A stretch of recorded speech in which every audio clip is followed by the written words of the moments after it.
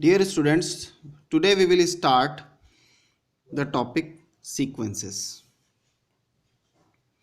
What is a sequence? A sequence is a function whose domain is the set n of all natural numbers, where the range may be any set S. So sequence is a function whose domain is set of natural numbers and range is any set S. In particularly, if this S is the set of real numbers, then the sequence is called as real sequence. So a real sequence is a function whose domain is the set n of all natural numbers and range a subset of the set of real numbers. So this is the real sequence whose domain is capital N, that means set of natural numbers, and set of real numbers is the range set. Generally, we denote a sequence by small a or x or s. S is another notation.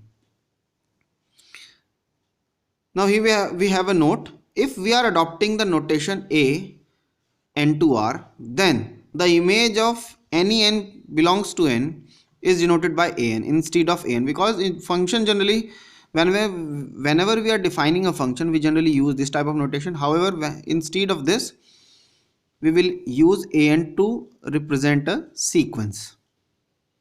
So here a1, a2, a3 etc. are the real numbers associated to 1, 2 and 3. That means when you put n is equals to 1 here, then we will get a1. Put n is equal to 2, we get the second term of the sequence a2. Put n is equal to 3, we will get the third term of the sequence a3 and so on. So infinitely many values in this sequence. Second note, the sequence a n to r is denoted by an. The sequence is denoted by an. Or another notation is this. So here either we denote a sequence in curly braces or this type of brackets. Now in the next example, in the next note, the number of terms of a sequence is always infinite. Fine. Now the range of a sequence, the set of all distinct terms of a sequence is called its range. For example, here we have taken 5 different examples of a sequence. First is n square. Put n is equal to 1, we get 1. Put n is equal to 2, we get 4. Put n is equal to 3, we get 9. Put n is equal to 4, we get 16, and so on. In the second example, an is 1 by n. Put n is equal to 1, we get 1. Put n is equal to 2, 1 by 2. Put n is equal to 3, 1 by 3. Put n is equal to 4, 1 by 4, and so on. In the third example, minus 1 raised to the power n. Put n is equal to 1, minus 1. Put n is equal to 2, 1. Put n is equal to 3, minus 1. Put n is equal to 4, 1. So this is the sequence. In the next example, again put n is equal to 1, we get 0. Put n is equal to 2, we get 2. Put n is equal to 3, we get 0. Put n is equal to 4 to 2, and so on. In the fifth example, we are having a sequence which is defined in terms of a recurrence relation. This is a recurrence relation. And to start this procedure to find out the different terms of the sequence, let us take a1 as 1. That means the starting term is 1. So with the help of a1, we can easily find out a2 using this recurrence relation. Put n is equal to 1 here. So a2 is equal to square root of 2a1, but a1 is 1. So the term a2 will be nothing but the square root of 2. Put a2 here and then find out a3, which is nothing but square root of 2 root 2.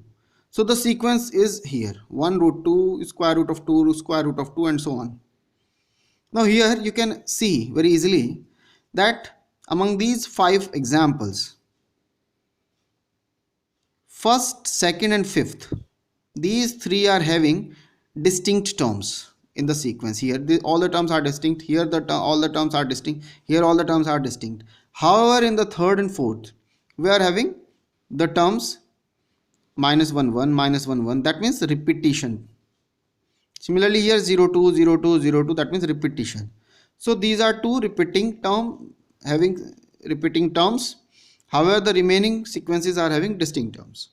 So the range set of sequences 1 to 4 are respectively these. First, because all the terms are distinct, so that's why the sequence and the range are having both having infinitely many elements. In the next example here we are having all the terms are distinct, so again range set is this.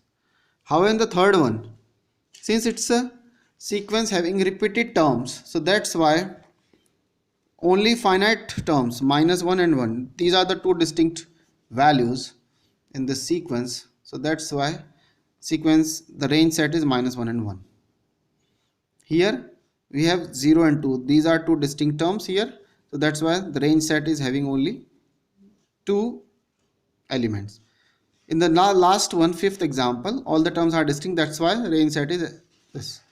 So from these 5 examples we can see that, note, the range set of a sequence, the range set of this sequence may be finite or infinite, but the sequence has always an infinite number of elements. Here sequence is having infinitely terms, however range set may be infinite or finite. So this is clear to you. So this is our first lecture. Thank you.